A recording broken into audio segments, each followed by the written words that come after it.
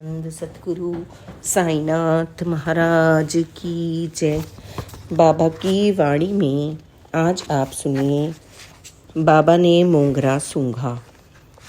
काका साहब दीक्षित के मित्र बांद्रा में रहते थे। वे प्रतिदिन बाबा की तस्वीर की पूजा करते थे। नित्य नियम अनुसार अच्छे तरीके से वे पुष्पों के चढ़ावे को पहले चंदन के लेप में डुबाते थे और उन्हें बाबा के मस्तक तथा श्री चरणों पर चिपका देते थे। एक दिन फूलों के गुच्छे में एक बहुत सुंदर वट मोंगरा था, एक तरह की चमेली। यह बहुत बड़ा पुष्प था, इसलिए वह उसे चंदन के लेप से मस्तक पर न चिपका पाए। यकायक उन्हें स्मरण हो आया कि बाबा को इस पुष्प की सुगंध बहुत प्रिय थी। यति प्रेम पूर्वक पुष्प को बाबा के नाक तक ले गए ताकि बाबा उसे सूंघ सकें, जबकि वह तो स्वयं ही वहां पर चिपक गया और वह पुष्प पूरा दिन, वास्तव में अगले दिन तक वहीं पर रहा। देखा बाबा के चमत्कार को। बाबा हमारे नित्य ही नई नई प्यारी प्यारी लीलाएं करते ही रहते हैं। श्री सच्चिदानंद सतगुरु साईनाथ महाराज की जय। शांति किरवांदीकर का कुएं में गिरना। बाबू किरवंदीकर एक ब्राह्मण भक्त थे जो शिरडी में रहते थे। उनकी एक 3 वर्षीय कन्या थी जिसका नाम शांति था। वह बाबा से बहुत प्रेम करती थी। वह अक्सर कहा करती थी कि वह बाबा की बहन है और बाबा भी उसके प्रेम का उत्तर प्रेम से ही देते थे और उसे बाई कहकर पुकारते थे। एक दिन साठेवाड़ा के पीछे वाले कुएं में वह गिर गईं। उसको बाहर निकालने में बहुत समय लग गया, परंतु उसे जरा भी चोट न आई। गांव के लोग उसे स्वस्थ तथा तंदुरुस्त देखकर हैरान थे। जब उन्होंने उससे गिरने के बारे में पूछा तो उसने खुशी से जवाब दिया, मैं कुएं में गिर गई और मेरे बाबा ने मुझे बहुत देर तक पकड़े रखा, इसलिए मुझे कोई चोट नहीं आई।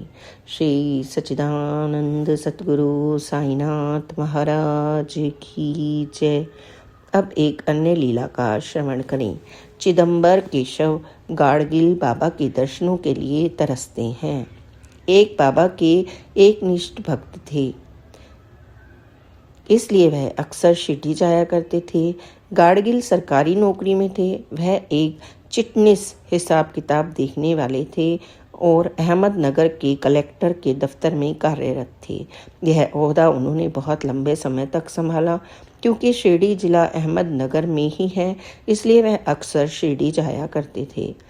फिर उनकी तरक्की हो गई और वह सिन्नर के मामलतदार तालुका के अधिकारी बन गए। सिन्नर शिरडी से केवल 60 मील की दूरी पर है, इसलिए शिरडी अक्सर आ पाना उनके लिए आसान हो गया। फिर सिन्नर से उनका तबादला एक दूर स्थान पर हो गया और आदेश मिला कि तत्काल कार्य पर हाजिर हो। वह इस सोच से अधिक दुखी हो गए कि अब वे बाबा के दर्शन जल्द ना कर पाएंगे। विडंबना तो देखो कि जो रेलगाड़ी उन्होंने ली वह कोपरगांव से होकर निकल रही थी। जब रेलगाड़ी कोपरगांव में रुकी तो वह बहुत दुखी हुए। उन्होंने सोचा कि मैं शिरडी के इतने पास होते हुए भी उससे बहुत दूर हूँ, क्योंकि मैं वहाँ का तीर्थ नहीं कर सकता। जैसे ही रेलगाड़ी स्टेशन से बाहर निकली, उनकी आंखें आंसुओं से भर गई और वह बाबा के दर्शन पाने हेतु तरसने लगे। यकायक उन पर एक छोटा सा कागज का पैकेट गिरा। जब उन्होंने उसे खोला तो वह यह देखकर चकित रह गए कि उसमें ओदी थी। उन्होंने वह पुड़िया अपने पास संभाल कर रख ली। कुछ दिनों के पश्चात वे शिरडी जा सके। वहां पर बाबा ने उनसे कहा, तू आला नाहीस महलून मी तुला उदी पाठविली ती पोही चली ना। क्योंकि तुम नहीं आ पाए, इसलिए मैंने तुम्हें उदी की पुड़िया भेजी थी। तुम्हें वह मिल गई है ना। यह शब्द सुनकर वह प्रेम और हर्ष से परिपूर्ण हो गए। उसने वह उदी एक तालिस्मान तावीज में डाल ली और सदा उसको अपने साथ ही रखा। श्री सच्चिदानंद सतगुरु साईनाथ महाराज की जय। श्री सच्चिदानंद साईनाथ जी कहते थे, मैं पूर्ण रूप से अपने भक्तों के वश में हूँ और सदा उनके साथ ही खड़ा रहता हूँ। मैं सदा उनके प्रेम का भूखा हूँ और मुश्किल समय में उनकी पुकार का उत्तर देने को सदा तत्पर हूँ। बाबा ने दादा भट्ट से कहा जब डॉक्टर पंडित ने उनके मस्तक पर चंदन का तिलक लगाया था।